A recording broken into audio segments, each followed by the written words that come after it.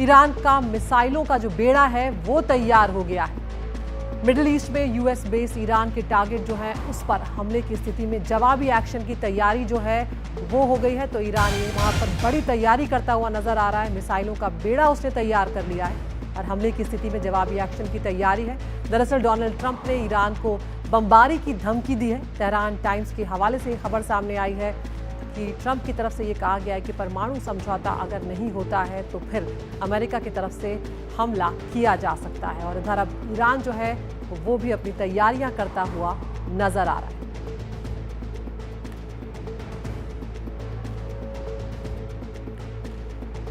तो यहाँ पर आपको ये भी बताते चलते हैं कि आखिर डोनाल्ड ट्रंप ने ईरान को धमकी क्या दी है, क्या कुछ ट्रंप की तरफ से कहा गया है। ये कहा गया है कि ईरान से नया परमाणु समझौता जो है वो डोनाल्ड ट्रंप यहाँ पर करना चाहते हैं और ये भी कहा है कि अगर समझौता नहीं किया तो बमबारी होगी, हमला होगा। सीधे तौर पर डोनाल्ड ट्रंप जो है वो हमले की धमकी देते हुए यहाँ पर नजर आते हैं। उन्होंने और आगे बढ़ते हुए एक कदम ये भी कहा है कि ऐसी बमबारी जैसी पहले कभी नहीं देखी होगी। और यहाँ पर सीधे तौर पर समझौते को लेकर, अग्रीमेंट को लेकर ट्रंप दबाव बनाते हुए नजर आ रहे हैं कि समझौता नहीं किया तो हम बम बरसाएंगे। और साथ ही जो ट्रंप हमेशा करते हैं जब से वो दूसरी बार सत्ता में आए, नए टैरिफ लगाने की भी धमकी जो है वो डोनाल्ड ट्रंप की तरफ से दी गई है।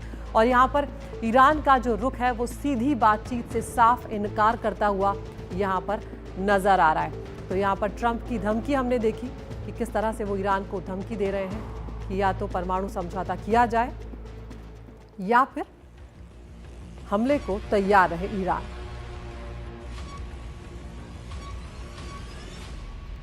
और हमारे साथ इस मुद्दे पर चर्चा करने के लिए दो खास मेहमान जुड़ रहे हैं। रोबिंदर सचदेव हैं, विदेश मामलों के जानकार हैं, और मेजर जनरल रिटायर्ड के सिवाच हैं, रक्षा विशेषज्ञ। सिवाच साहब, अगर मैं शुरुआत आपसे यहाँ पर करूँ तो ये जो अमेरिका का रुख है, जो सबको धमकी देने वाला, सबको चेतावनी देने वाला, ऐसे में जिस तरह का ईरान का रुख यहाँ पर नजर आ रहा है, ईरान जो है अपने मिसाइलों के बेड़े को यहाँ पर तैयार करता हुआ नजर आ रहा है। कहा जा रहा है कि किसी भी तरह की स्थिति के लिए ईरान बिल्कुल तैयार है। अगर इस वक्त कुछ हो जाता है तो इस वक्त ईरान जो है वो पलटवार कर देगा। क्या यहाँ पर अमेरिका का रुख जो है एक बार फिर से वो युद्ध को बढ़ावा देता हुआ नजर नहीं आता?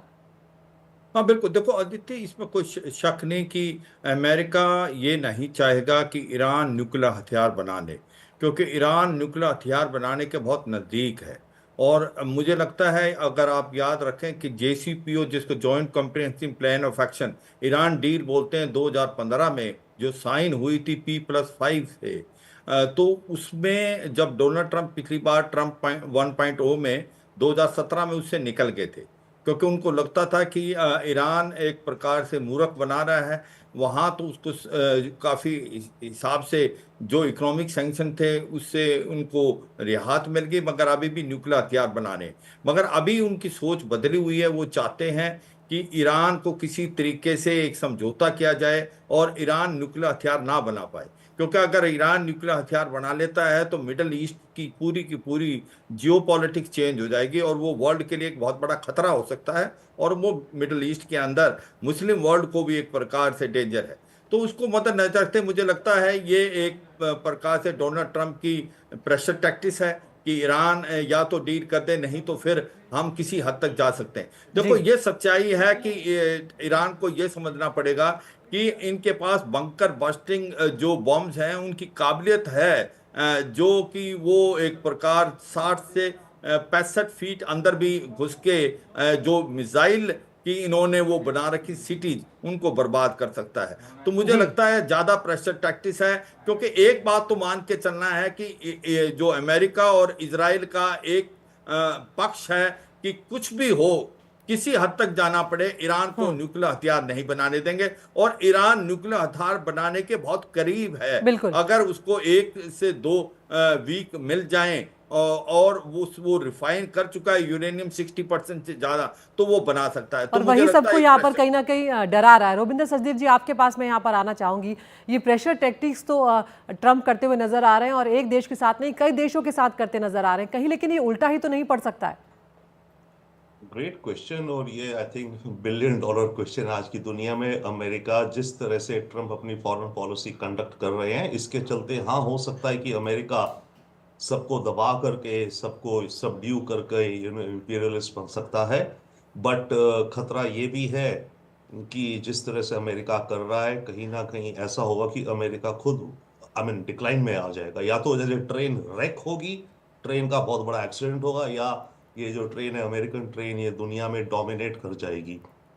इस समय ओवरऑल जो ट्रम्प का आप देख रही हैं, यस, अलग अलग देखिए, एक तो ये कहते हैं अमेरिका फर्स्ट। अब हमें इसमें गलतफहमी में नहीं रहना चाहिए कि अमेरिका फर्स्ट का मतलब है केवल अमेरिका के अंदर ही अपनी आत्मनिर्भरता कह रहे हैं ट्रम्प। ट्रम्प का मतलब है अमेरिका फर्स्ट है कि दुनिया के थिएटर में भी अमेरिका फर्स्ट। और उसमें इन्हें जहां जहां दिखेगा, अब ये रॉ मसल पावर पे आ गए हैं एक तरह से। ये दुनिया अब वापस जंगल राज की तरफ जा रही है, मेरा ये मानना है। ये एक और चीज इंडिकेट करता है, अभी तक पिछले 100 वर्षों से अमेरिका चाहे अपनी मसल यूज करता था, इंटेलिजेंस यूज करता था, तख्ता पलट करवाता था, मरवाता था, जी। बट अमेरिका अपनी वैल्यूज की बात करता था कि American values of democracy and freedom. अब ट्रम्प जो है, इन्होंने वैल्यूज की बात बंद करनी बिल्कुल बंद कर दी और केवल पावर की बात करते हैं। तो इसका मतलब बिल्कुल। ये भी है कि अमेरिका को अब लगता है कि उसको अपनी पावर कायम रखने के लिए केवल आइडियाज की पावर नहीं हेल्प करेगी, उसको अपनी पावर रखने के लिए हार्ड पावर बिल्कुल। का इस्तेमाल करना पड़ेगा। जी, आप दोनों बने रहिए हमारे साथ। यहाँ पर ये भी चर्चा करना बेहद ज़रूरी है कि आखिर ये विवाद शुरू कहाँ से हुआ है। अमेरिका वर्सेस ईरान का जो विवाद है वो आखिर है क्या, ये भी आपको इसकी पृष्ठभूमि जो है वो हम बताते चलते हैं। ये शुरुआत दरअसल 2015 से हुई थी, जो परमाणु कार्यक्रम रोकने को लेकर ये समझौता हुआ था। यहाँ पर ईरान की तरफ से ये कहा गया था कि परमाणु समझौता कार्यक्रम जो है वो सीमित करेगा। कई देशों के बीच में ये अग्रीमेंट जो है वो हुआ था। अमेरिका और अन्य देश जो हैं उन्होंने प्रतिबंधों में ढील दे दी थी ईरान के लिए, जिससे कि अग्रीमेंट जो है वो आगे बढ़ता हुआ नजर आ रहा था। लेकिन फिर आता है 2018, जब ट्रंप जो है उन्होंने समझौता तोड़ दिया, समझौता तोड़ने का फैसला किया। और इसके बाद से ही 2018 के बाद से ईरान पर अमेरिका ने फिर से तमाम पाबंदियां जो हैं वो लगा दिए, रेस्ट्रिक्शंस जो हैं वो बढ़ा दिए। और जैसे ये रेस्ट्रिक्शंस बढ़े, ईरान ने भी अपना रिएक्शन दिया। ईरान अपने परमाणु कार्यक्रम को लगातार उसके बाद वो आगे बढ़ाने लगा।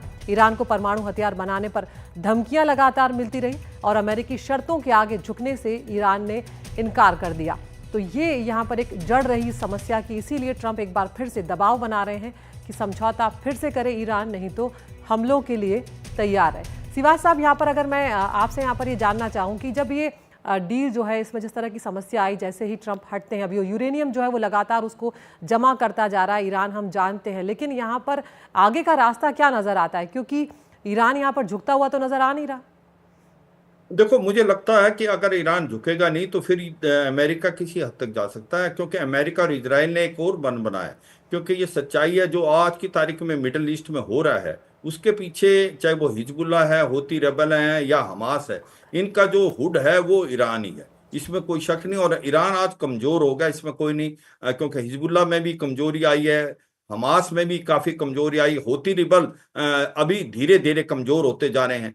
तो ये लगता है कि अगर ईरान इस चीज से सहमत नहीं होता है तो मुझे लगता है कि अमेरिका कुछ ना कुछ कर सकता है इजराइल के साथ मिलके।